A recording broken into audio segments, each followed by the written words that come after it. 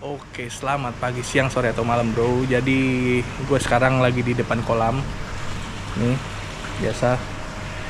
Nah, jadi di rencananya ini video edukasi buat kalian mungkin yang kepikiran atau berencana untuk beli ikan dari Blitar ya, ikan jauh, gimana sih POV-nya. Jadi ya inilah dia.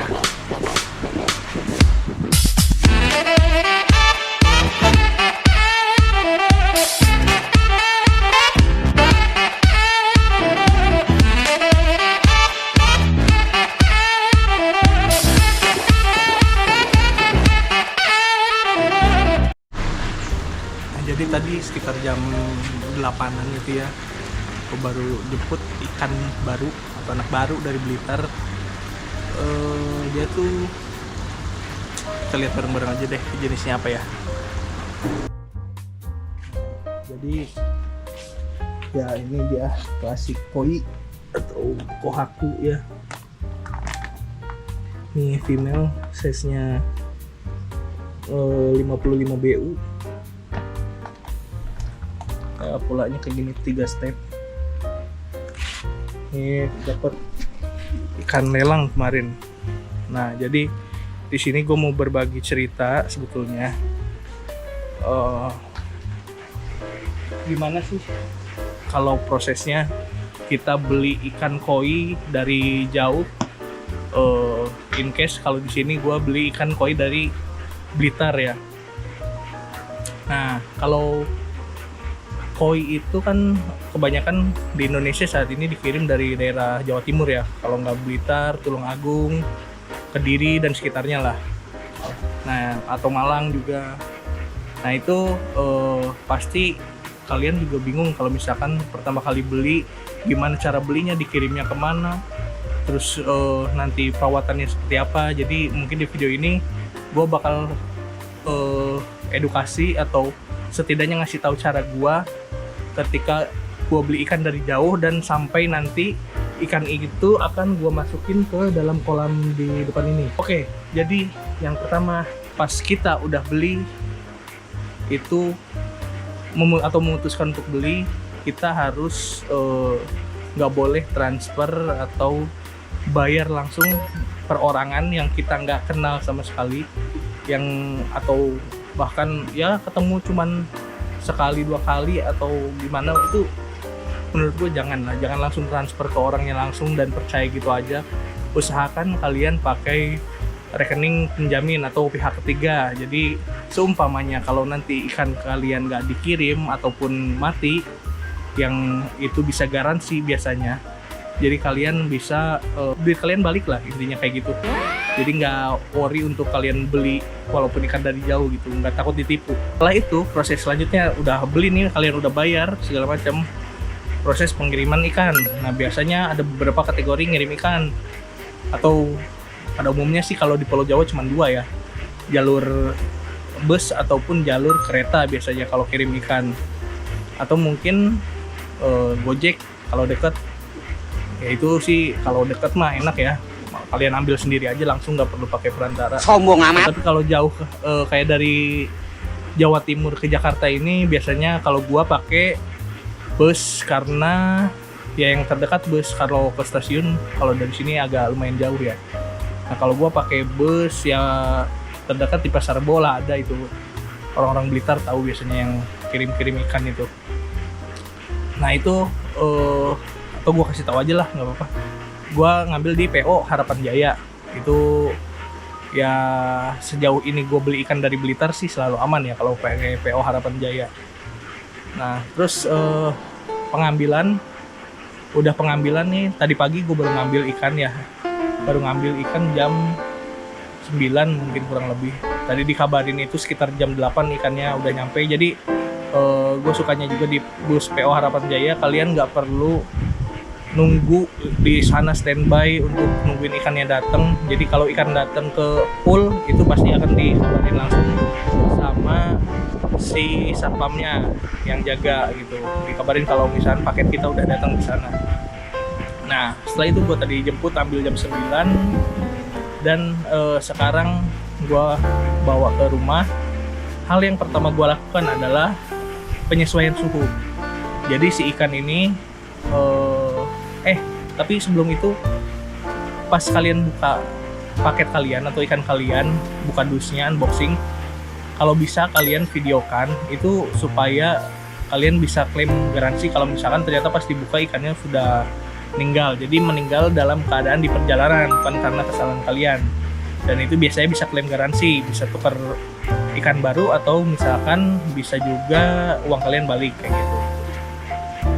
Setelah kalian buka misalnya udah nih hidup, nah langkah selanjutnya biasanya gua itu langsung apungin dulu di air ya 15 menit sampai setengah jam lah untuk dia penyesuaian suhu, karena menurut gua di Blitar sama di sini kan suhunya juga lumayan beda jauh ya.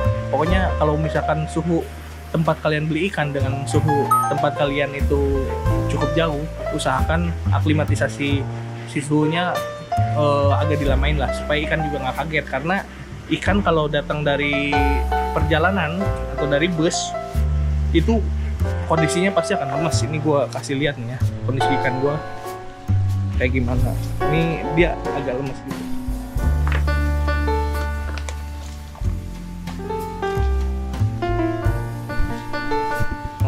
Agak lemas gitu. Terus biasanya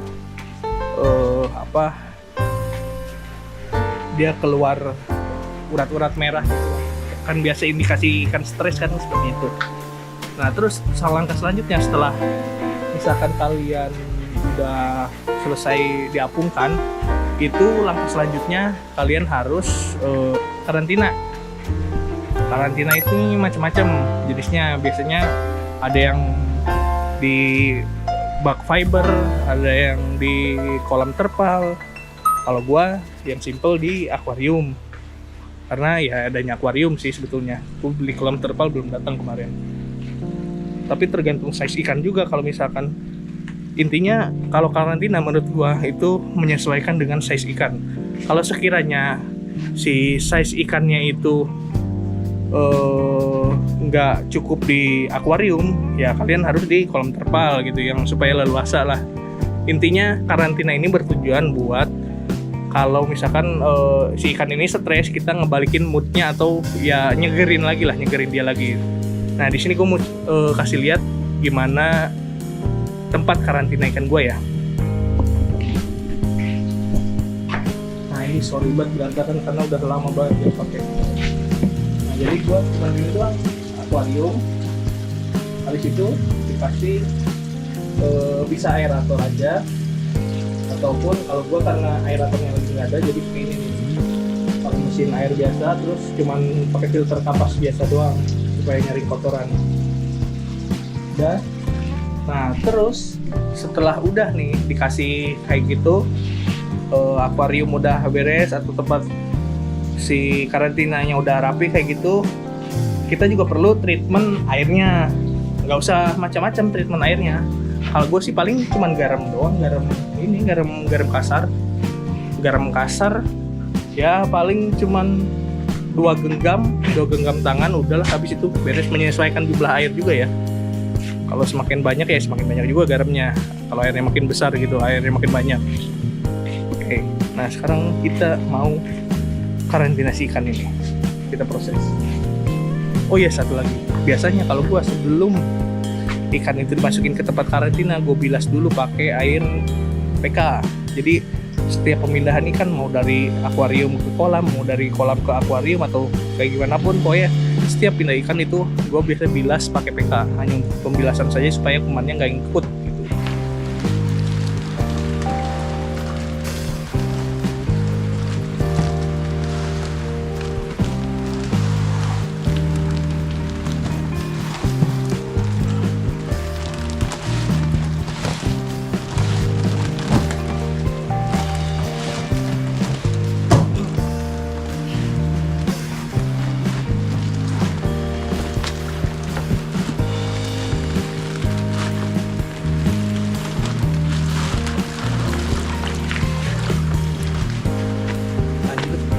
Kasih PK tapi di air baru ya PK-nya, jadi jangan di air lama.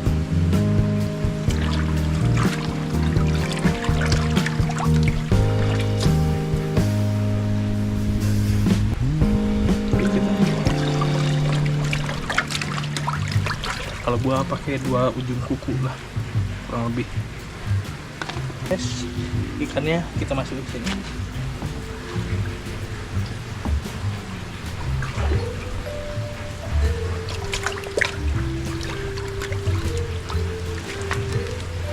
Kita sambil coba ukur ya, lihat berapa size-nya ini. 53.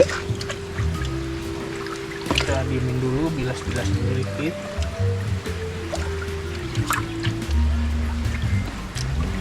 Sambil kayak dimandiin, kayak disabunin gitu loh. Kalau sudah, kita bawa ke tempat akuarium tadi.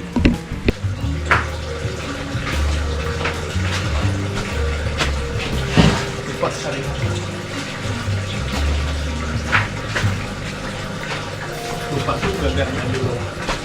Goblok!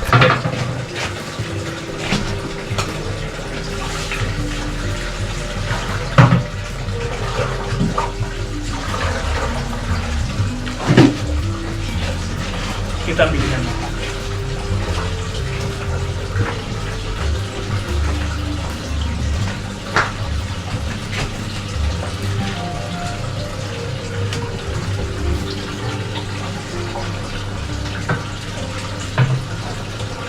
Nah, oke, ikannya sekarang udah masuk.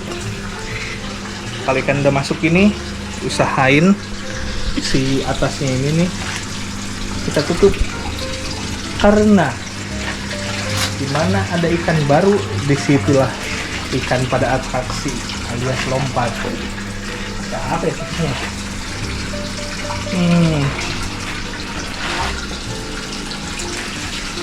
Ini aja kali ya. Ini aja cukup sih. Yang penting nggak ada change untuk ikan keluar. Oke. Tuh, dia langsung ke oksigen. Karena kenapa? Ya balik lagi, dia kan kayak kita aja lah. Kalau lagi ngap, pasti pengennya langsung yang segar-segar kan. Apalagi lu ibaratnya ditaruh di satu ruangan nih. Ruangannya itu ngap banget 24 jam. Lu masuk situ, begitu pintu dibuka kan pasti lu pengen cari udara segar. Nah, ikan pun sama kayak gitu juga. Nah, ini prosesnya mungkin kurang lebih sekitar 2-3 hari gimana kondisi si ikan. Coba kita tes geser-geser ikannya ya,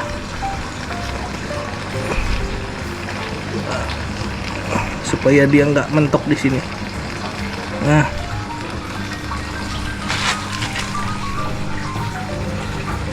kasihan banget nih. Ini tadi kayak yang tadi gue bilang, kalau size-nya ini kurang memadai si akuariumnya, jadi kayak gini tuh, kasihan si ikan tuh akselerasinya jadi kurang enak gitu. Sebetulnya agak kekecilan akuariumnya buat size ikan 50-an cm, karena ini lebarnya mungkin kurang lebih sekitar 40 cm. Tapi nggak apa-apa, ini masih aman karena gua naruh dia sendiri. Oke, jadi mungkin kurang lebih itu aja video kali ini yang gua share ke kalian, gimana caranya dari datang ikan, terus kalian harus atau bahkan dari sebelum beli kalian harus ngecek apa aja yang harus diperhatiin sebelum beli ikan, dari kualitas si ikan sendiri, terus habis itu juga dari si penjualnya kayak gimana pihak bus atau jasa kirimnya sampai akhirnya dibuka, terus gimana garansi ikannya, apakah ada garansi atau enggak. Terus juga habis itu udah datang kayak gini kita bongkar, terus kita karantina juga makan waktu mungkin sekitar 2-3 hari, dan itu harus dipantau ya. Mungkin ya sehari sekali atau sehari 2 kali lah kalau bisa. Misalkan itu pun setelah karantina belum tentu ikan kita bisa fresh, malah ada kemungkinan bisa meninggal ikannya. Tapi biasanya kalau udah ikan nyampe hidup terus meninggalnya pas di kita, itu biasanya garansi nggak bisa diklaim, karena ya fair juga sih, karena kan ikannya juga mati di tangan kita gitu, bukan di tangan si penjual ataupun di jasa kirim. Jadi kalau kayak gitu ya fair aja sih menurut gua. Nah, oke. Ini kalau dari karantina gini mungkin gua tunggu sampai 2 sampai 3 hari sampai ikannya bisa berakselerasi, bisa segar lagi, baru nanti akan gua masukin ke kolam lagi. Oke. Terima kasih semuanya. Salam koi untuk persahabatan.